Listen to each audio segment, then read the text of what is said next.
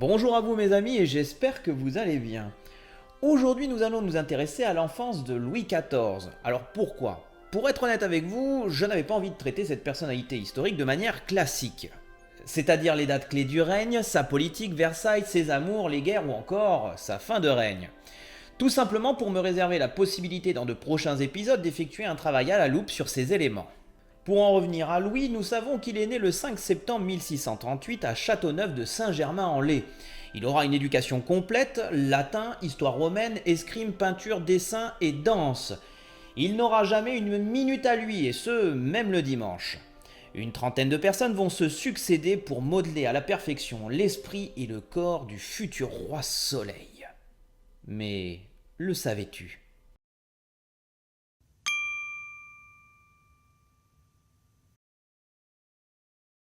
Anne d'Autriche, épouse de Louis XIII, est enfin enceinte après 13 années de mariage. C'est un véritable miracle et à peine a-t-elle passé le 3e mois de grossesse que le palais du Louvre bouillonne d'excitation et on va se relayer au chevet de la reine et surtout veiller à ce qu'elle ne manque de rien, ne se blesse, au risque de faire une fausse couche. Mais une question ébranle les courtisans. Qui aura le privilège de s'occuper de l'éducation du dauphin ? Alors ne croyez pas, c'est une question importante car les personnes qui côtoieront le petit Louis vont sculpter son caractère et déterminer ses futures décisions politiques. De plus, approcher l'héritier du royaume, au-delà d'être un honneur, est une manière de s'attirer ses faveurs une fois qu'il sera sur le trône. Un homme est déjà pressenti pour être son parrain et surintendant de l'éducation de l'enfant. C'est Mazarin qui est à l'époque le conseiller de Richelieu et c'est à lui de choisir ceux et celles qui seront dévoués à l'apprentissage du futur Louis XIV.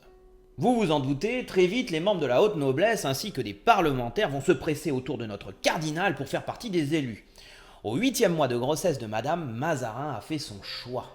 Madame Françoise de Lansac, fille du maréchal de Souvray, ancien gouverneur de Louis XIII lorsqu'il était enfant, sera la gouvernante du dauphin de 1638 à 1643. Tandis que Nicolas de Neufville, descendant d'une famille de la noblesse lorraine, marquis de Villeroy, qui d'ailleurs a été élevé avec Louis XIII comme enfant d'honneur, deviendra le 9 mars 1646 surintendant au gouvernement et à la conduite du roi. Il est cependant difficile de savoir si celui-ci a eu une quelconque influence positive ou négative sur le jeune roi. Bien sûr, ils seront secondés par une première et seconde nourrice, des sous-gouvernantes et des femmes de chambre et des remueuses chargées de changer les langes. Tout ce petit monde sera sous la gouvernance de Mazarin et cette équipe comptera jusqu'à une trentaine de personnes lorsque Louis aura 7 ans. Je vous l'accorde, ça fait du monde.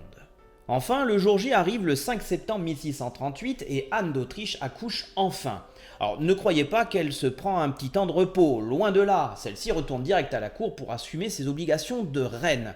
Du coup, Louis rejoint les bras de sa gouvernante et des femmes qui vont alors l'allaiter. Il faut savoir que ce bambin est né avec des dents et qu'il a un appétit féroce. En 2 ans, il va user 8 nourrices, mais la première fut Marie de Longuet de la Giraudière, que vous voyez ici sur cette peinture de Charles Beaubrun. Il faut savoir que personne ne peut approcher l'enfant, si ce n'est bien sûr sa mère, sa gouvernante ou encore Mazarin. Pourquoi me direz-vous? Pour une raison toute bête. Dans les châteaux royaux, les infections sont multiples et la gouvernante a pour fonction première de protéger l'enfant des maladies. Alors c'est vrai qu'il est isolé par rapport à la cour, mais il n'est pas seul puisque Madame de Lansac dispose un lit dans sa chambre où elle va dormir en alternance avec une sous-gouvernante ou encore une nourrice. Dès qu'il sera en âge de marcher, notre petit Louis va être stimulé. On lui apprend la danse, à se tenir pour avoir une prestance, à s'exprimer, mais également à développer sa mémoire visuelle et auditive. Il va également feuilleter et commenter de nombreux livres des plus belles éditions, mais aussi apprend quelques éléments de l'histoire religieuse en observant la carte de la Terre Sainte. D'ailleurs, sa gouvernante veille à ce qu'il connaisse toutes les prières et les gestes cérémoniels à accomplir lors de chaque fête du calendrier chrétien. Pour aiguiser encore ses sens, sa mère va lui offrir une guitare, un instrument qu'elle a importé en France et auquel il va s'initier avec le meilleur des maîtres, Francesco Corbetta, guitariste et compositeur italien qui travaillera d'ailleurs en collaboration avec Jean-Baptiste Lully. Mais ce n'est pas tout, puisque sa maman va lui apprendre l'espagnol et Mazarin l'italien qui sont les 2 langues parlées à la cour. Il y a cependant un autre élément important qui va arriver avant ses 5 ans. Alors que celui-ci ne sait pas encore lire, un maître d'art de la Corporation des écrivains de Paris va lui apprendre à former des lettres dans le style royal, mais surtout à signer. Je sais, vous allez me dire, et alors ? Ben justement, c'est important car c'est à la signature d'un acte que ce dernier est vraiment authentifié et a une valeur légale. Il va aussi recevoir des cadeaux, notamment des petits soldats et pièces d'artillerie miniatures en argent. C'est vrai que c'est cool, mais en fait c'est grâce à ça qu'il va apprendre à manœuvrer des régiments et indirectement on le pousse à s'intéresser à la chose militaire pour qu'il puisse devenir un jour un grand stratège. Il va aussi commencer à assister à des cérémonies à la cour ou des spectacles dans les appartements de sa maman. D'ailleurs, il commence à savoir répondre aux compliments et il ne semble pas avoir peur de la foule et encore moins du bruit. Nous venons de voir une première enfance dans laquelle il est entouré essentiellement de femmes et qui n'ont qu'un but, lui offrir un équilibre personnel afin de le préparer à entrer dans le monde des hommes. Ce qui arrive le 9 mars 1646, il a alors que 7 ans et il est prêt pour la grande cérémonie du passage aux hommes. Il est donc présenté nu aux femmes qui ont fait son apprentissage et aux hommes qui vont conduire la seconde phase de son éducation. Il passera également devant le médecin du roi pour savoir s'il est en bonne santé pour poursuivre son apprentissage. C'est là que le marquis de Villeroy prend le relais, aidé par le précepteur Ardouin de Péréfixe de Beaumont, archevêque de Paris, qui sera son confesseur et qui aura aussi en charge des sous-précepteurs et des maîtres pour le jeune Louis. Bien sûr, et je pense que vous l'avez compris, la religion va être au cœur de l'enseignement de cet enfant qui apprend alors le latin pour mieux comprendre la Bible et la messe. Mais n'oubliez pas non plus que nous sommes dans une monarchie de droit divin, ce qui veut dire que Louis est l'émanation de Dieu sur terre et qu'à ce titre, il se doit de connaître l'histoire sainte. Mais pas que, puisque tout au long de la journée, il va être amené à réciter une multitude de prières et à assister à 3 voire 4 messes. Alors ne croyez pas qu'il étudie que la religion, il étudie par exemple l'histoire romaine, mais surtout celle des généraux comme Jules César pour qu'il puisse apprendre les règles de la guerre. En parallèle de tout ceci, Louis poursuit ses cours de danse mais commence à s'initier à l'escrime qui va permettre de remodeler son corps et de le rendre plus gracieux, mais aussi le fortifier. D'ailleurs, on lui fera porter un corset pour que sa taille ne se déforme pas, et autant vous dire qu'à 8 ans, il a déjà la prestance d'un adulte. Vous l'avez compris, notre petit Louis n'a pas une minute à lui, même le dimanche. Il n'y a que les jours de fêtes religieuses qui vont lui permettre de se détendre, et encore, le cardinal va parfois lui faire répéter du théâtre pour fortifier sa mémoire, mais surtout lui apprendre à s'exprimer en public. Bon, certains d'entre vous, vous allez me dire, et les mathématiques, et les sciences ? Eh bien, il en est dispensé, car on considère que les maths, c'est pour les bourgeois et les marchands, et la science, qui n'est pas encore constituée en discipline, tient plus de la curiosité qui donne des effets merveilleux, donc elle est inutile. Il y a un homme dont j'ai très peu parlé, c'est Mazarin. Celui-ci joue son rôle d'éducateur à la perfection, sans jamais infliger de châtiment corporel à son filleul, et pourtant c'est une pratique courante à l'époque. Il va faire mieux, il lui transmet ses passions, notamment celle pour l'art. Le cardinal est un grand collectionneur. Mazarin va aussi introduire en France l'opéra italien qui va révolutionner les spectacles à Paris. Et finalement, on retrouvera ce goût pour le mécénat chez Louis à travers le soutien d'artistes tels que le comédien Molière, le compositeur Jean-Baptiste Lully ou encore le jardinier paysagiste André Lenôtre. Mais son parrain a de nombreuses questions à l'esprit, comment lui transmettre l'histoire de France, lui expliquer les relations avec la noblesse ou encore parler de la puissance de la monarchie. La raison ? Nous sommes en 1648 et notre pays vit alors une grave crise politique qui est la Fronde. Les nobles et les grands du royaume vont se soulever contre l'autorité royale. Ainsi, le cardinal va expliquer à Louis pourquoi cette révolte menace son pouvoir et puise des exemples dans l'histoire de France. Durant cet épisode, la formation de notre petit roi va prendre une tournure pratique, puisque Mazarin l'emmène sur les champs de bataille et va l'inciter à donner des ordres à l'armée. En avril 1650, Louis reçoit le baptême du feu alors qu'il n'a que 11 ans au siège de la forteresse de Bellegarde sur la Saône. Il n'y a aucun risque pour cet enfant puisque les assiégés prévenus de sa présence lâchent quelques salves avant de stopper les tirs le temps de sa visite. Mazarin va ainsi lui inculquer l'autorité et ses généraux la stratégie. Cet épisode de la Fronde va profondément marquer Louis et c'est d'ailleurs pour cette raison qu'il n'acceptera aucun affaiblissement de sa souveraineté. Il remerciera Mazarin de l'avoir guidé pendant cette lutte contre les frondeurs. Il deviendra un roi majeur à 13 ans en s'imposant face aux parlementaires, mais il devra attendre la mort de son mentor en 1662 pour prendre définitivement les rênes du pouvoir. Avant de conclure, j'aimerais aborder avec vous 3 autres points qui sont importants pour comprendre ce qui a forgé le caractère et l'esprit du futur roi Soleil qui, je vous le rappelle, a régné pendant près de 72 ans à la tête de la France. Le premier élément, même s'il était encadré par de nombreuses personnes, c'est que Louis a échappé à la mort à plusieurs reprises. À 5 ans, il manque de se noyer dans un des bassins du palais royal, et il est sauvé au dernier moment. À 9 ans, il est touché par une multitude de pustules, il a ce qu'on appelle la variole. Les médecins n'ont aucun espoir, mais 10 jours plus tard, le petit Louis se remet miraculeusement. À 15 ans, il contracte une tumeur au sein et à 17 ans, il va contracter une infection sexuelle, une blénorragie. Mais la plus importante intervient en 1658 alors qu'il a 19 ans, il contracte une intoxication alimentaire et la fièvre typhoïde. On ira jusqu'à lui donner les derniers sacrements. C'est finalement le médecin d'Anne d'Autriche, Guénot, qui arrivera à guérir le jeune roi. Indirectement, ces accidents et les problèmes de santé se sont transformés en piété populaire, en miracle de la guérison. Dieu est donc avec le jeune Louis. Le deuxième élément, et j'aimerais y revenir, c'est la Fronde, une rébellion qui embrase Paris et oblige Louis à fuir. Un épisode qui marquera sa mémoire au fer rouge et qui l'invitera ou l'incitera à tenir les nobles sous sa coupe. Nous sommes dans la nuit du 5 au 6 janvier 1649. Le palais royal est endormi lorsque le maréchal de Villeroy vient réveiller le jeune roi, son frère cadet, et les habille hâtivement. Les enfants sont accompagnés de leur mère et gagnent à l'extérieur 3 carrosses où le cardinal les attend. Ils quittent Paris en proie à la rébellion le jour de l'Épiphanie, la fête des rois. Ainsi, personne ne prête attention à ce cortège. Arrivé au château de Saint-Germain-en-Laye, celui-ci est vide, délabré, sans meubles, sans feu. Tout vient à manquer, vivres, vêtements, linge, domestiques. Pour satisfaire les besoins, les diamants de la couronne seront vendus. Toute sa vie, Louis va se rappeler de cette nuit terrifiante et n'oubliera jamais les responsables, la noblesse de robe et les grands. Nous sommes dans une période complexe car au-delà d'avoir le pays entier plongé dans une interminable guerre civile, cette fameuse fronde, la France est aussi en guerre contre l'Espagne et la Maison d'Autriche. Ça fait beaucoup.